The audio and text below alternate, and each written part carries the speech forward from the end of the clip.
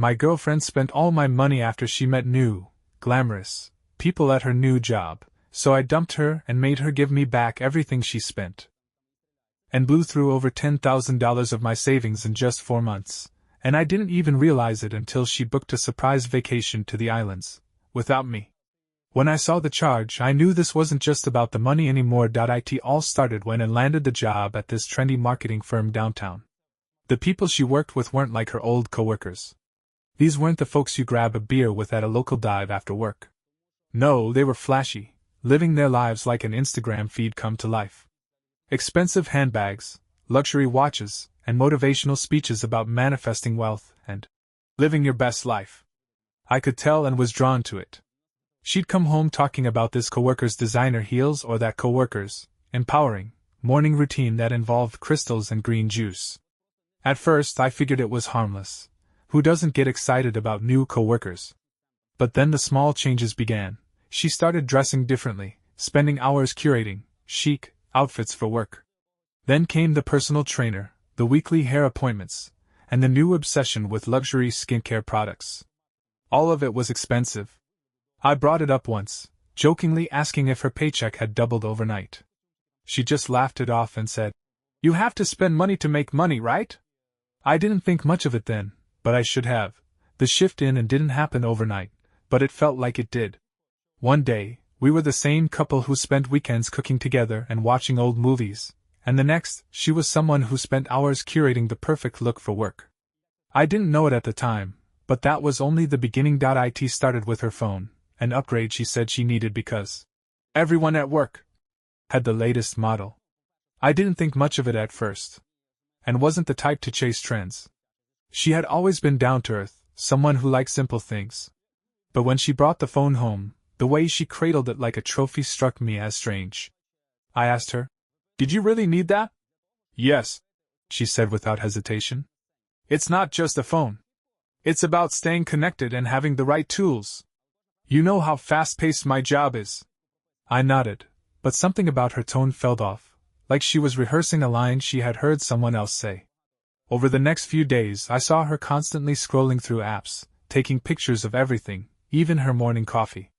Her behavior seemed to change in subtle but important ways. A week later, she came home with a pair of designer shoes. They were sleek and expensive looking, with a logo that even I recognized. "Where did those come from?" I asked. She shrugged. "A few of the girls at work told me about this boutique. I needed something nice for our company dinner next week." I checked the receipt when she wasn't looking. $900. I was floored. And had never spent that kind of money on shoes before. I wasn't the controlling type, and I didn't mind if she treated herself occasionally, but this felt different. "Did you use the joint account for those?" I asked her the next morning, trying to sound casual. She sipped her coffee and gave a small nod. "Don't worry, I'll pay it back when I get my bonus." I wasn't convinced, but I let it slide. I didn't want to be the boyfriend who nitpicked her spending. Maybe it was just a phase. Maybe the new job had her feeling more ambitious, and this was how she wanted to express it. But part of me knew better. The next few weeks were filled with little moments like this. And would come home with new clothes, expensive makeup, or gadgets I had never seen her use before. Each time I brought it up, she'd brush me off. "It's for work," she'd say. "I'm investing in myself." I tried to believe her. But when I saw the credit card bill that month, my patience snapped. The credit card statement showed over $4,000 in purchases from luxury stores, beauty salons, and high-end restaurants. I stared at the numbers, feeling my blood pressure rise. How had this happened without me noticing? I scrolled through the list again. Some charges were for things I recognized, but most were from places I'd never heard of. When I came home that night, I wasted no time. "We need to talk," I said, holding up the statement. She sighed, already defensive. "What now?" "Explain this," I said, laying the statement on the kitchen counter. $4,000 in 1 month? What are you buying?" Her eyes flicked to the paper, and she crossed her arms. "I told you, it's for work. Networking dinners, professional outfits, things I need to make a good impression. You spent $800 at a spa," I pointed out. "How is that necessary for work?" She rolled her eyes. "Appearances matter." Do you know how many deals get made over drinks or during casual conversations? If I show up looking cheap, no one will take me seriously. And we don't have the money for this, I said, trying to keep my voice steady. We've been saving for a house, remember? You're blowing through everything we've worked for. She threw her hands up. I'm investing in my career. Once I get promoted, this will all be worth it. I leaned against the counter, rubbing my temples. Do you even hear yourself? You're gambling with our future. We argued for hours. Every time I tried to explain how dangerous this was, she'd counter with excuses about how important it was to fit in with her coworkers.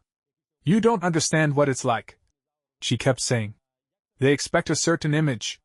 If I don't meet it, I'll get left behind. Finally, I couldn't take it anymore. And you're not in high school. You don't have to impress these people. She looked at me like I'd just insulted her. You'll see, she said coldly. When I get promoted, you'll realize this was all worth it. I wanted to believe her, but the damage was already done. I told her we needed to be more careful moving forward. She promised to scale back her spending and focus on saving again. For a while, it seemed like she was keeping her word. But what I didn't know was that she had found a new way to hide her spending. For the next month, things seemed to calm down. And wasn't coming home with new outfits or gadgets, and I wasn't getting any surprise notifications about large purchases. I thought maybe our last fight had actually worked. Maybe she had realized that I was serious about protecting our finances. But then, one afternoon, I got a call from my bank. Hi, this is a courtesy call to confirm a recent transfer, the voice on the other end said. There was a withdrawal of $3,000 from your savings account earlier today. Did you authorize this? I nearly dropped my phone. No, I didn't authorize that, I said quickly. Where did the money go? To a credit card payment. The banker replied. I felt my stomach drop. Which credit card? The payment was made to a luxury store card under the name and last name. I thanked the banker, hung up, and immediately checked our online banking. There it was, $3,000, transferred from our joint savings to pay off a store credit card I didn't even know she had. I sat there, staring at the screen, my mind racing. She had promised to stop. She had lied. When I came home that night, I was waiting for her in the living room. I didn't give her time to settle in. Where's the $3,000, and?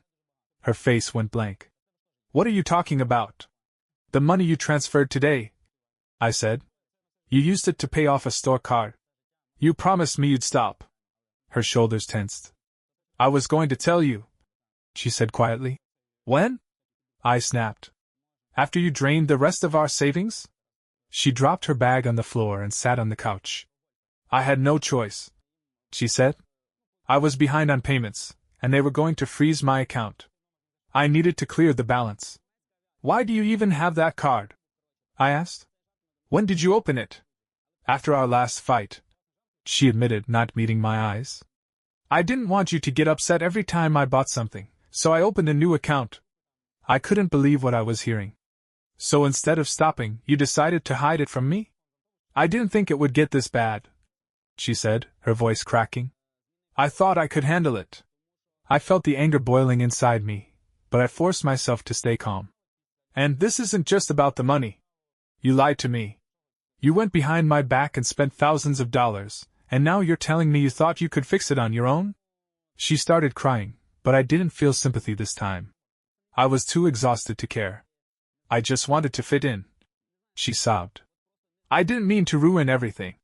I stood up and grabbed my jacket. I can't do this right now, I said. I'm staying at Mike's tonight. Wait, she called after me, but I was already out the door. As I walked to my car, I realized something important.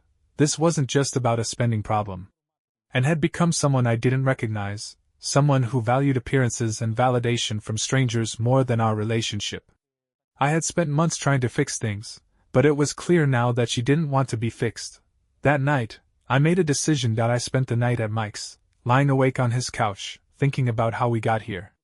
When Ann and I first met, we were broke college students sharing cheap takeout and laughing about how we'd one day have our lives together. We dreamed of traveling, buying a house, and maybe starting a family once we were financially stable. But now, that version of Ann was gone, replaced by someone who thought a $900 pair of shoes was a necessity. The next morning, I called a lawyer. I wasn't planning on going nuclear right away, but I needed to know what my options were. And then I weren't married, but our finances were so tangled that getting out of this mess wouldn't be easy. The lawyer told me to document everything, every expense, every lie, and every promise she had broken. You'll need proof if you want to protect what's left of your savings, he said. I took his advice and spent the afternoon going through our bank statements again. I highlighted every charge that didn't make sense, every withdrawal that she hadn't told me about. By the time I was done, I had a small mountain of evidence. When I got home that evening, and was waiting for me in the kitchen, she had clearly been crying. Her eyes were red, and her makeup was smudged. You didn't come home last night, she said. I needed space, I replied, setting my bag down. We need to talk. I know, she said softly. I'm sorry. I shouldn't have lied to you. I leaned against the counter and crossed my arms. Why did you do it, Anne? Why did you keep spending when you knew it was hurting us? She wiped her eyes. I just wanted to fit in. Everyone at work seems to have it all together, the clothes, the cars, the vacations. I didn't want to be the odd one out. I thought if I looked the part, I'd be more confident, and people would respect me. I shook my head. Respect doesn't come from what you wear or how much money you spend. It comes from who you are. And right now, I don't even know who you are anymore. Her lip trembled. I can change, she whispered. I'll sell the shoes, the clothes, everything. I'll make it right. I wanted to believe her, but I had heard this before. You've said that already, I said. And every time, you find a new way to hide it. This isn't just about the money, Anne. It's about trust. And right now, I don't trust you. She broke down, sobbing into her hands. I didn't move to comfort her. I couldn't. I don't know what to do, she cried.